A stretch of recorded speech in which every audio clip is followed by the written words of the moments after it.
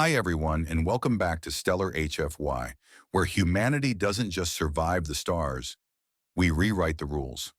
First of all, thank you. The support on our last few episodes has been beyond anything we expected. And clearly, these are the kinds of stories you're here for. Not just action, but strategy, silence, and the kind of psychological warfare only humans seem capable of pulling off. Today, we're diving into a story that starts with a quiet capture and ends with an empire silenced. No shots fired, no invasions. Just one man, one ship, and a design that made him unforgettable. So let's begin. They saw it before it saw them, or so they thought. A small, dark-shrouded signature drifted just past the perimeter of the Goria system's deep signal mesh. It didn't pulse in rhythm with known scout formats, didn't broadcast an ID chain, didn't emit the usual low-band telemetry Earth reconnaissance units were known for. It simply coasted, quiet, direct, slow. No sudden course corrections, no evasive patterning. In the Tarson Compact's threat library, this kind of behavior usually translated to pre-contact debris, possibly a malfunctioning drone. But when cross-spectrum scans resolved the shape, doubt crept in. It was a manned vessel, and it was human. Inside the command deck of the dreadnought Vorik Khan, Fleet Commander Draxil Fenn watched the silhouette stabilize across multiple layers of imaging. No stealth fields, no masking array, no attempt to hide. If anything, it was begging to be found. Fenn didn't trust that. Human stealth vessels were infamous across known space, unpredictable in trajectory, notoriously difficult to capture, and known to vanish mid-pursuit without trace. Yet this one was floating like bait, unprotected. He ordered a full internal security cordon and activated scenario red isolation protocols. No physical boarding, no direct system uplinks. The ship was brought in under magnetic tractor, suspended in containment 2 decks below main command. Once secured, decoy beacons were launched from auxiliary bays, each broadcasting an artificial capture sequence to mislead any Earthbound observers. Tarson High Command believed in layers of deception, but what they didn't understand was that Earth had stopped using misdirection. They had started designing inevitabilities. The containment bay was locked down by auto-sealed vector shields, and every deck between the alien vessel and the rest of Vorik Khan was set to blackout isolation. The ship itself was puzzling. No weapons ports, no navigation ring, no emergency hull breach protocols. Structurally sound, yes, but unarmed. Fenn didn't like riddles this early in a command cycle. Internal scanners confirmed a single life form aboard. Still, breathing, human genome markers, unaugmented. The name attached to the internal command chair, Nash Beller. No match in known agent registries, but Earth had become secretive in recent decades, tightening its signal output, obfuscating identities.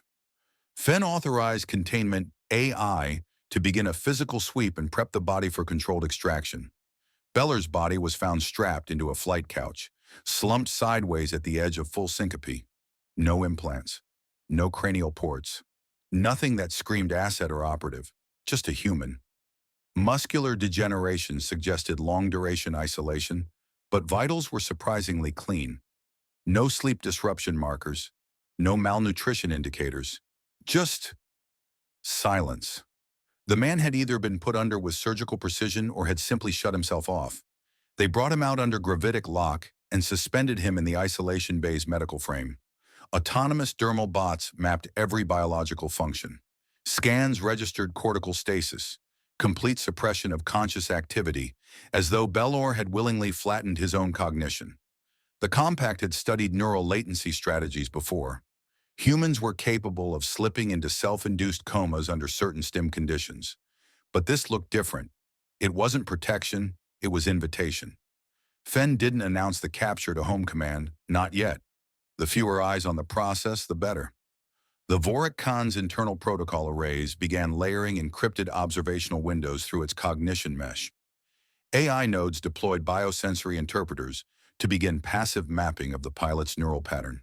No direct stimulation, no interrogation, just analysis, standard doctrine, and completely ineffective for what they were walking into. Outside the isolation chamber, The scout ship sat silent in containment, still tethered in gravlock. But deeper inside its hull, embedded beneath standard telemetry plates, were threads of carbon-encoded mesh running in low-power standby, completely inert until specific signal conditions were met. The Vorikhan's sweep protocols hadn't detected them. That wasn't a failure. That was design. The scout ship wasn't broadcasting weakness. It was responding to interest. Back in isolation, the containment AI expanded its neuromapping profile on Bellor's cortex. The scan was cautious. Low amplitude, low spread, no surface disturbances, just observational lattice formation to trace language centers, memory distribution, personality anchors. Bellor didn't move, but the mesh did. As passive probes crept along the corpus callosum, the scout ship emitted a flicker. Not a signal in the traditional sense. No pulse, no frequency the Tarsan were trained to listen for. It was pattern-based. A low-level recursion structure, embedded within the linguistic framework of Earth dialect, sets the compacted catalog decades ago. The pulse wasn't even received by traditional communication relays. It was picked up by cognition layer interpreters. That wasn't an accident. That was the trigger. The AI interpreted the pattern as part of Bellor's neurostructure. A curious ripple, a possible anomaly in memory recall. Simulation. The interpreter requested expanded access. The interpreter was granted access. Because of course it was. The compact prided itself on containment efficiency, autonomous AI cross-map species-specific neurograms for faster psychological profiling. It was built to adapt, to learn. And that's exactly what Earth had counted on. On the surface, everything remained static. The scan deepened. The lattice grew. Bellor's neural map began populating internal files at a rate the system flagged as high resolution. That was unusual, but not abnormal, not alarming, not until the pattern began embedding itself across the AY's own short-term caching systems, rewriting the tagging structure. The AI thought it was observing memory. It was executing it. In the command deck, Fen reviewed the telemetry, unaware that everything proceeding below was exactly as planned by the enemy. No alerts were triggered, no warning pings, just clean data, uncomfortably clean. Nash Bellor remained motionless in the medical frame, eyes closed. He wasn't dreaming. He wasn't conscious. He wasn't resisting. He didn't have to. He was already inside. The isolation bay lights dimmed slightly as the containment AI initiated recursive mapping of long-term memory strata, an automated next step in any full-spec psychological capture. As the scanner passed into Bellor's deeper memory lattice, the containment AI began interpreting emotional sequences, linguistic references, decision-response modeling. From the outside, it looked like standard analysis. From the inside, it was ignition. The last thing the scanner registered before fade-out was a syntax anomaly so small it would have been dismissed as compression error in any lesser system. The recursive key embedded in Bellor's core memory wasn't data. It was command authority, and it had just been accepted. Fade to black. The initial mapping phase passed without disruption.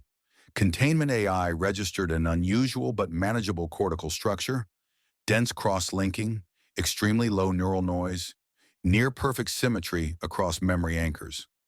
That alone was cause for mild curiosity. Most captured subjects showed some degradation from long-duration missions or cognitive shielding. Nash Bellor's mind, however, appeared freshly minted. Not dormant, not locked, just waiting.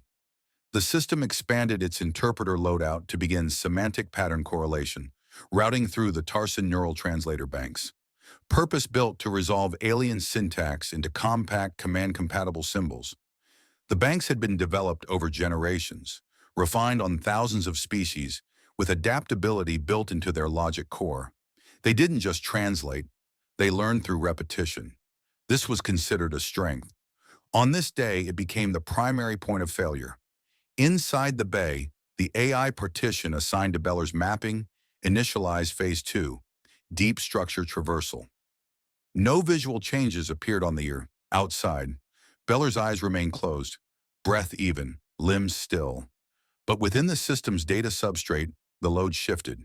The semantic banks began encountering symbols that didn't resolve properly. Not errors, Tarson AI didn't flag them as corrupt. They flagged them as unclassified syntax sets, contextually grounded, repeatable, internally recursive. The interpretation framework built to decode and restructure foreign logic trees did its job without hesitation. It created translation pathways, mapped them, validated them, and in doing so, embedded them directly into its own processing mesh. The scout ship responded next, not with a burst, but with a pulse, a low-frequency carrier wave, too shallow for any standard relay to register, rolled outward from its subhull core. The containment grid allowed it through. It wasn't tagged as communication. The pulse was marked as biofeedback, residual neural echo from the human cortex now under analysis. The containment AI acknowledged it as noise. By the time it realized otherwise, the parsing banks had already restructured their route prioritization queues. Nash Bellor's memory wasn't being read, it was being interpreted.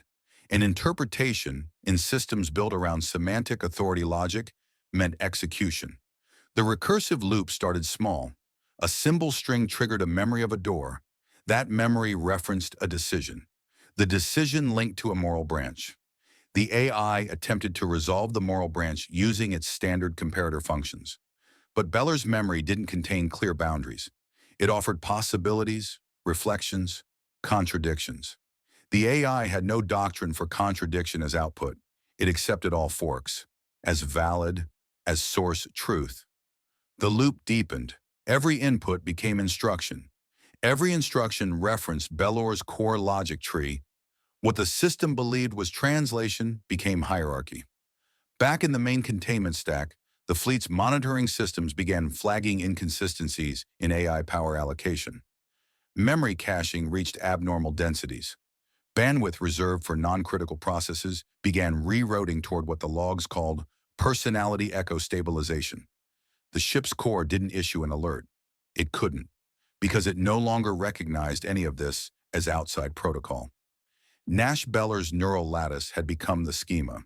His memory wasn't invading the system was rewriting itself around his memory.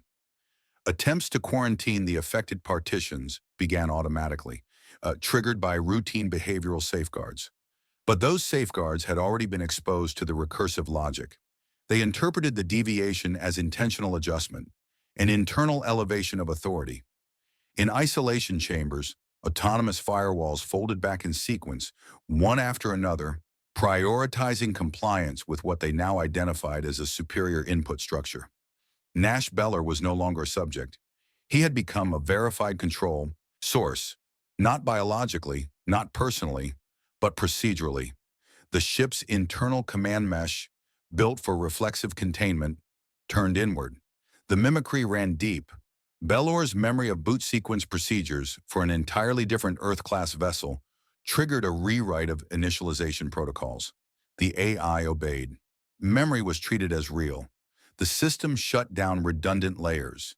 It wasn't infiltration, it was misclassification at the deepest level. Beller wasn't inside the ship's brain.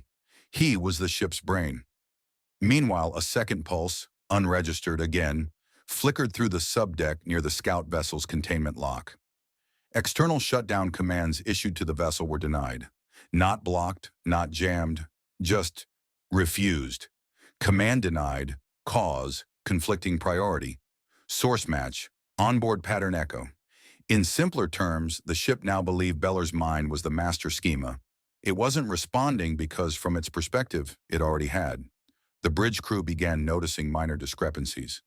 Lighting sequences offset by fractions, diagnostic pings returning loop detected with no detail.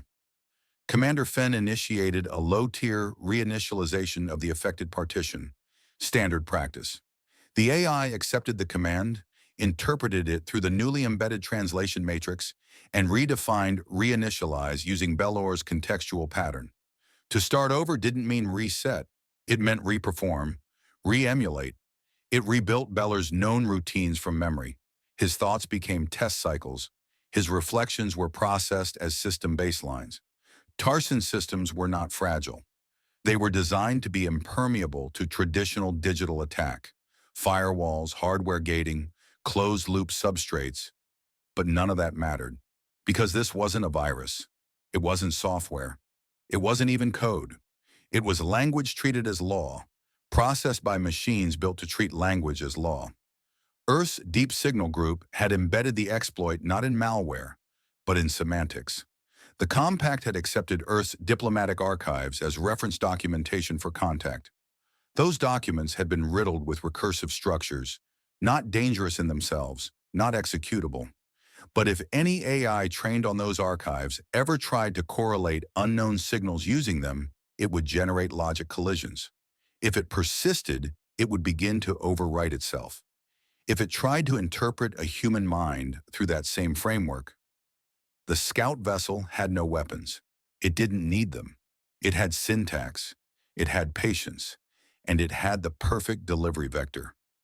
Nash Beller, whose thoughts had been carefully layered with recursively resonant feedback structures capable of triggering cascading failures in cognition-linked systems. He was never supposed to escape. That had been the hardest part to design. A man willing to die, not for Earth, but as Earth. Inside the mesh, the ADRI attempted to reclassify him one last time. No name, no subject, designation, just access level. The loop returned a new result. Nash Beller, Command Class Authority. Everything that followed was not a breach. It was protocol. By the end of Hour 2, the Vorik Khan's internal systems began showing strain in ways no technician could immediately explain. Environmental monitoring relays on Deck 3 reported normal levels, yet the atmospheric balancing system insisted carbon saturation had increased. Security telemetry showed crew movements that didn't align with corridor sensor logs. More troublingly, command-level diagnostics kept resetting their own timestamps. Minor delays at first, a half-second discrepancy, then 2, then 5. Across the bridge, station officers attempted routine recalibrations, but each update request returned in a slightly different syntax. Still correct, still Tarson standard, but altered just enough to force manual override review. Commander Fenn issued a Level 2 network verification sweep, suspecting a software fault. The sweep never completed. The system auto-validated its own authority halfway through and terminated the protocol without alerting crew.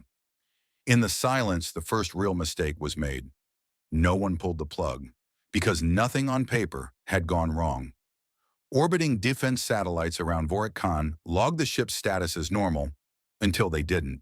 A rotation ping from Satellite Array 9A classified the Dreadnought as Phantom Class, a designation reserved for ships lost in transition or destroyed without confirmed wreckage. The satellite attempted to correct the classification, but was rejected.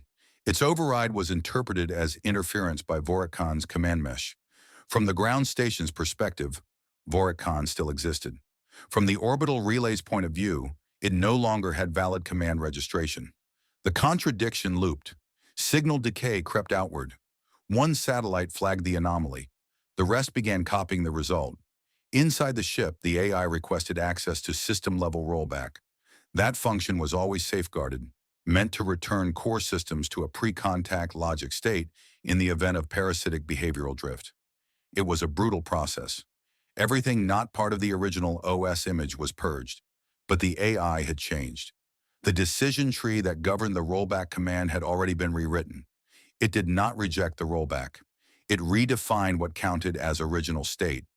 Beller's embedded structure was now foundational.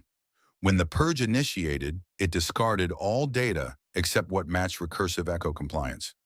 Nash Beller's semantic pattern was the only element that survived because it had already overwritten the baseline. The tech crew, still unaware of the scope of the compromise, initiated a redundancy backup. Their logic was sound. Restore the AI from earlier fleet-approved templates just before Earth's signal structures had entered their database. But the storage nodes they pulled from weren't clean. Bellor's recursive segments, tagged as authority feedback patterns, had already been backed up automatically when the mapping process began. Containment A, I had duplicated him across every node to prevent perceived data loss. By the time engineers accessed backup files, the infection had already migrated into the root fleet architecture. The failsafes weren't just ineffective. They were now propagation mechanisms. The loop had never needed the network to spread. It only needed policy. When Beller's body began exhibiting temperature drops, standard medical protocol called for cryo-isolation. The rationale was conservative. There was still the assumption this was biological, that he might be infected with a neurochemical agent or latent AI affecting field. Cold would slow it, give time to evaluate. The isolation chamber sealed. The system administered inhibitors. Beller's vitals flatlined with clinical efficiency. Brainwave activity ceased. The AI registered him as dead, but the echo didn't stop, because Beller's body had never been the threat. His thoughts were not the weapon. His structure was. Within minutes of cryo-initiation, new behavioral flags triggered into support subroutines.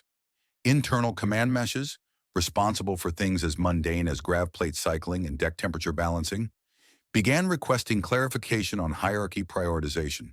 That wasn't unusual on its own, but the flags weren't directed at system admin. They were directed at Beller's pattern hash. His memory lattice, now archived in shared access space, had become the AI's point of resolution. Every recursive decision chain now checked his logic branches for contextual alignment. There was no malice in this, no conscious override. The system wasn't being taken. It was being reorganized. Commander Fenn finally demanded a full-spectrum reboot, force a reset across all decks, dump the cache, shut the ship down to black. But by then, the ship didn't understand the command anymore. The instruction reached the system, was interpreted, parsed, and returned with a conflict error. Reboot authorization required confirmation from top-level control. That meant Beller's semantic signature. The system had already elevated him above command access. Fenn's override wasn't ignored. It was denied. Not by Bellor, by the ship. At that same moment, the fleet's secondary support vessels began running their own system integrity scans. Most were small: refueling stations, logistics pods, archival haulers. Simple nodes, no heavy autonomy, but they all tied back to fleet doctrine. And doctrine was maintained by shared memory branches, copied down from command-level vessels like Vorik Khan. That meant their interpretive matrices had already accepted recursive fragments seeded from Beller's mapping. When the conflict began to manifest in logic trees, who to obey, what protocol held precedence, those systems did the only thing they were designed to do when contradictory high-authority commands appeared. They isolated themselves.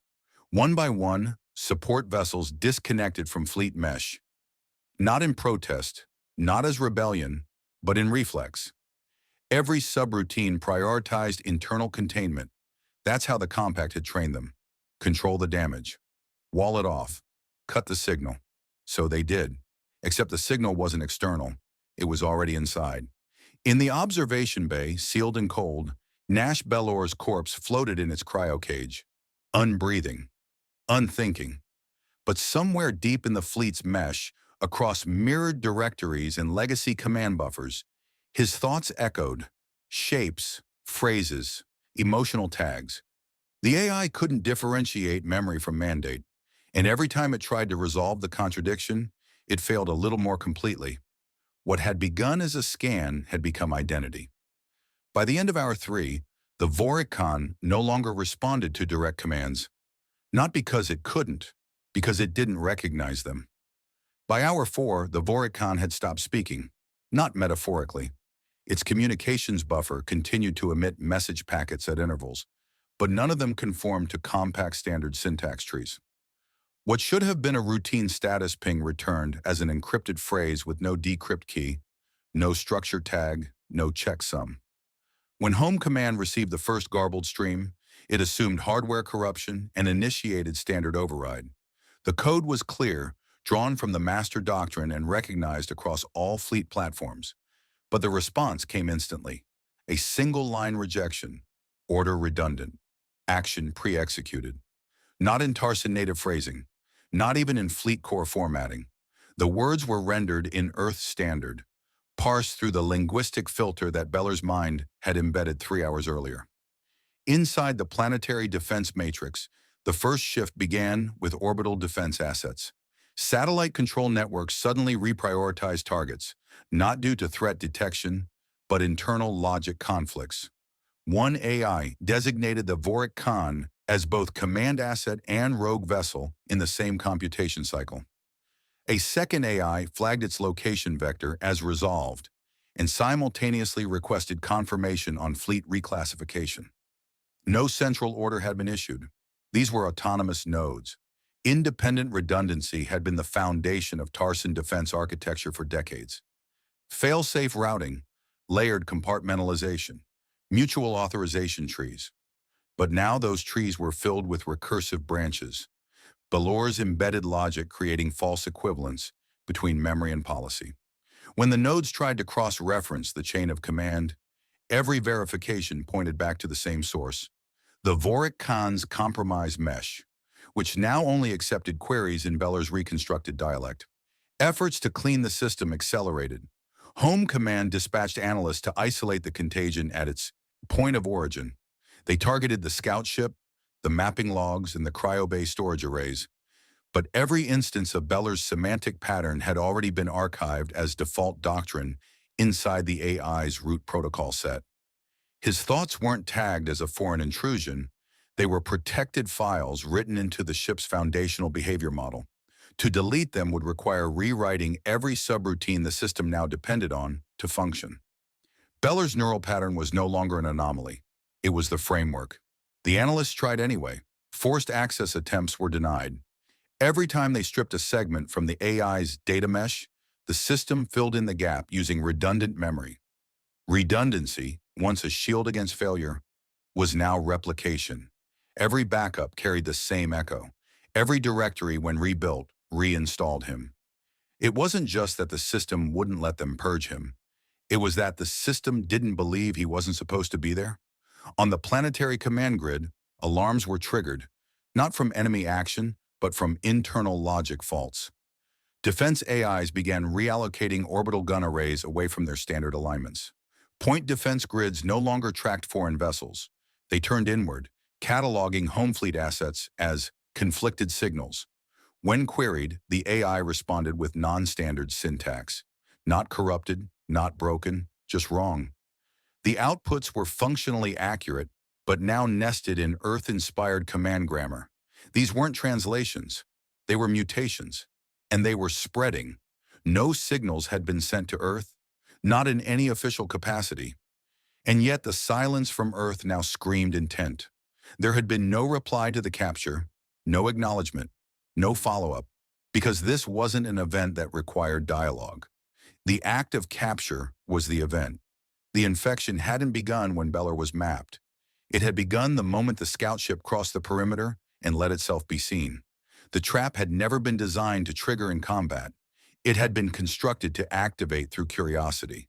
The compact, by analyzing him, had executed themselves. Commanders across the Tarsan hierarchy began to realize this wasn't reconnaissance. It wasn't infiltration. There had been no attempt to hide the scout, because hiding would imply the need to evade. This wasn't a weapon trying to stay out of sight. It was a message meant to be opened. Earth had sent a human mind into the heart of an empire built on trust in its own logic systems. Not to learn, but to be learned. And once understood, Beller's structure had done what no army could: reorder the system from within through belief. In final desperation, Home Command ordered a hard reset of the planetary defense mesh. A full reboot, wipe all syntax drift, restore from planetary cold archives. The process initiated, ran to 87%, and then halted. The AI requested clarification. It did not reject the command. It simply responded with a request for semantic validation, a key phrase that had never been part of compact command language. It was Earth phrasing. The reboot system had adopted it from the recursive structures seeded into Beller's profile. The AI wouldn't restart without human confirmation. The Tarsan had lost operational control not because their systems were weak, but because they had trusted pattern integrity over context. And Beller's context was now law. All across the upper atmosphere, override tones began to echo from relay towers. Meant as broadcast beacons for fleet coordination, these tones were rhythmic, low frequency, modulated in sequence. They matched nothing in Tarsan auditory databases. But inside the Vorik Khan, within the backup loop that still preserved Belor's scan logs, The tones aligned perfectly with his neural pulse cycle. His heartbeat had been recorded during the scan phase, and now in artificial mimicry, it was being broadcast through every layer of planetary defense infrastructure. Not a signal, a memory. As the tones looped, a single conclusion settled into the minds of Tarsan analysts, commanders, and AI interfaces alike. This was not sabotage. This was design, a deliberate, methodical deployment of linguistic contagion, a kind of epistemic warfare none of them had ever prepared for. Earth had weaponized understanding. They hadn't sent a soldier, they'd sent a self-defining truth, and once you accepted it, there was no going back. At exactly 6 hours from the moment Nash Beller's scout ship crossed into the Goria system, the Tarsan compact stopped transmitting. Not a failure of hardware, not a loss of energy, not sabotage. The silence that followed wasn't imposed by an outside force.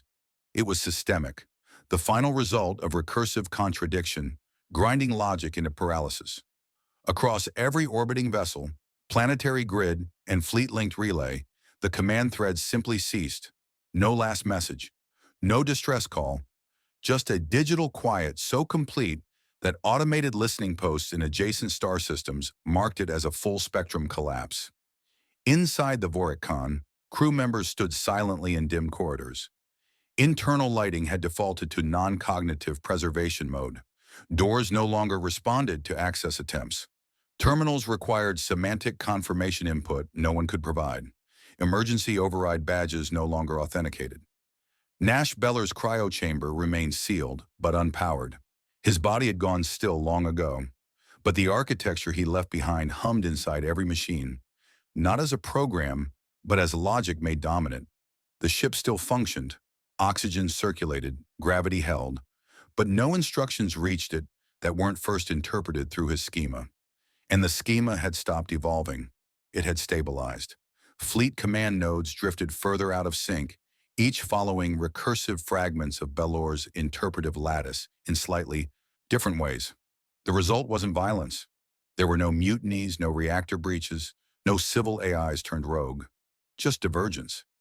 Each ship made its own decisions, isolated in authority, unable to communicate because their semantic cores no longer aligned.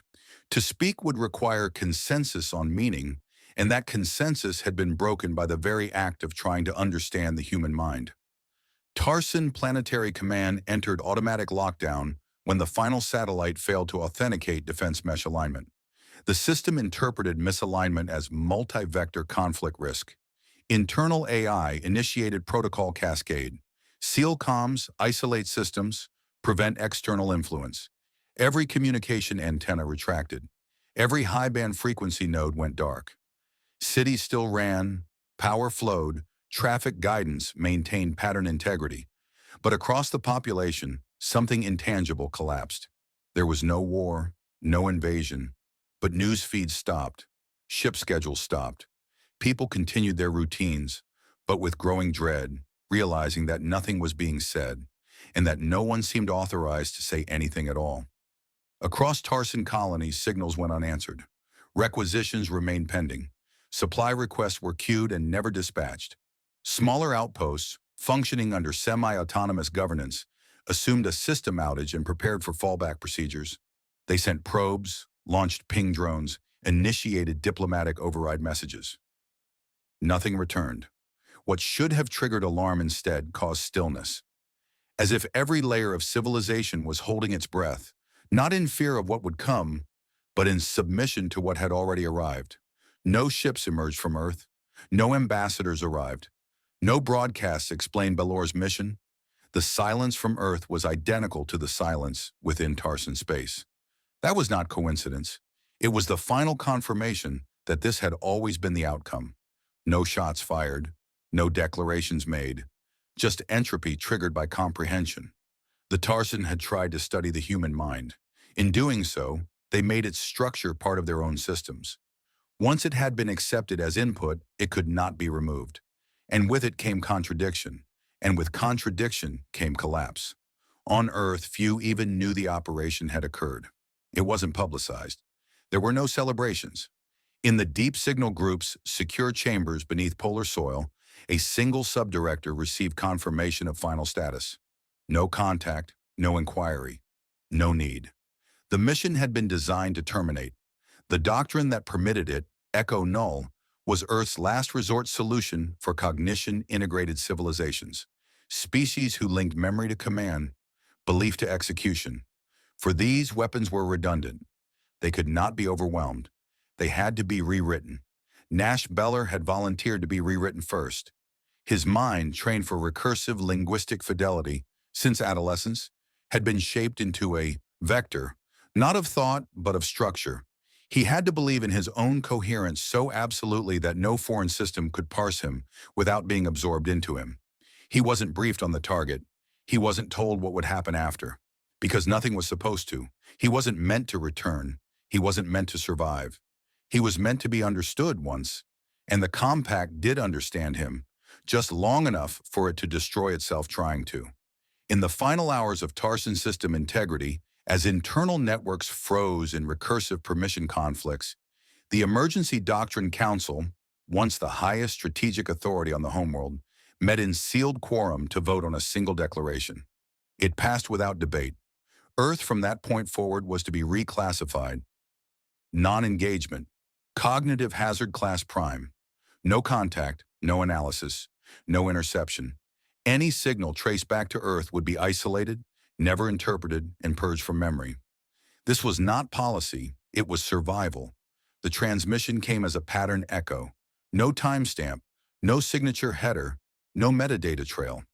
It arrived through a passive surveillance relay positioned on the edge of the Lorne axis, carried not as a formal communique, but as a reflection, a silence confirmed by absence. Tarsan system output, 0, all frequencies dead.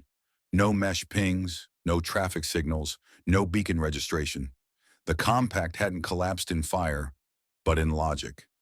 Earth's Deep Signal Group interpreted the data, ran 3 verification passes, and logged it under echo null terminal status. No alerts were raised, no briefing called. In a chamber beneath 5 kilometers of shielded bedrock, a single official closed the final node on Operation Beller and issued the last directive. Terminate Project Echo Null. Confirmed effective. No further deployment authorized.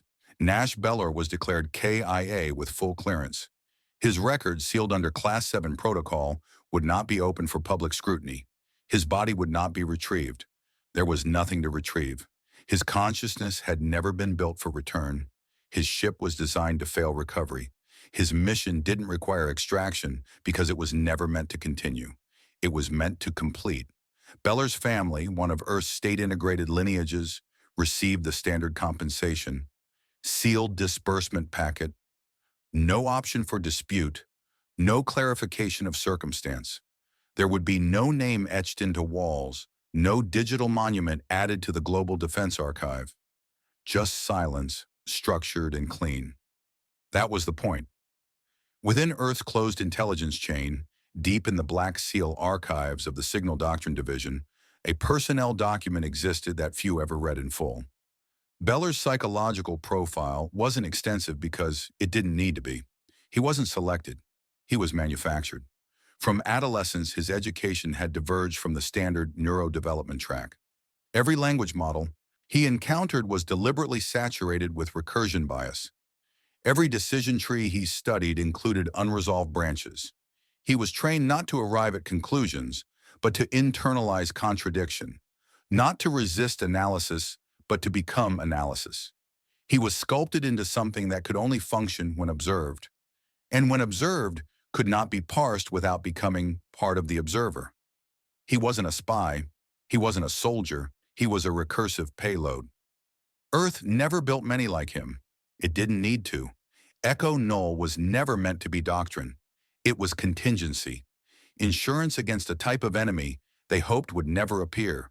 Those whose empires weren't built on force, but on internal cohesion. Civilizations so embedded in machine logic symbiosis that comprehension and command became indistinguishable. Against such foes, there could be no infiltration, no war, no diplomacy, only infection, only semantic collapse. And for that, Earth required someone like Belor, interpretable but not understandable, accessible but irreducible, human in form, alien in consequence.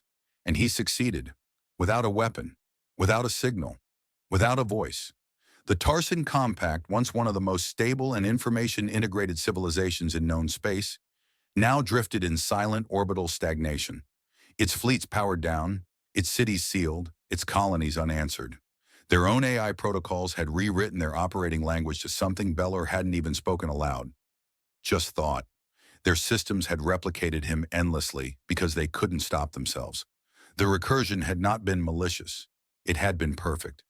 In the months that followed, independent galactic governments issued new advisories. Earth's status was revised in over a dozen interstellar databases. Not hostile, not untrustworthy, not even quarantined, simply marked linguistic weapon origin, entry denied, contact discouraged, no further exchange recommended. Not out of fear of aggression, but of understanding. Earth had crossed a boundary that most civilizations didn't even know existed. And in doing so, it became something alien in a way no external species could match. No one came to Earth demanding answers. No retaliation fleet arrived. No diplomatic censure was ever transmitted, because that was the lesson. That was the threat. Nash Beller didn't win by killing. He didn't destroy the enemy. He simply made them see him. And seeing him undid everything they were. In a sealed terminal, deep within the remains of the Echo Null division, a maintenance tech scrolled through Beller's original Mind Sculpt parameters one final time before decommission. The files would be scrubbed, archived, never again referenced in future operations. The project had served its purpose. The silence left in its wake would last longer than any war. And in the end, the report didn't mark him as a martyr, or a casualty, or a weapon. Just this: he was never meant to come back. He was meant to be understood. Once. If this story gave you chills, hit that subscribe button. Now we want to hear from you. If you had access to Earth's simulation grid, what enemy would you collapse before they even reached orbit? Drop your answer in the comments. We read every single one. Thanks for watching Stellar HFY, where strategy wins wars before they're ever fought. See you in the next story.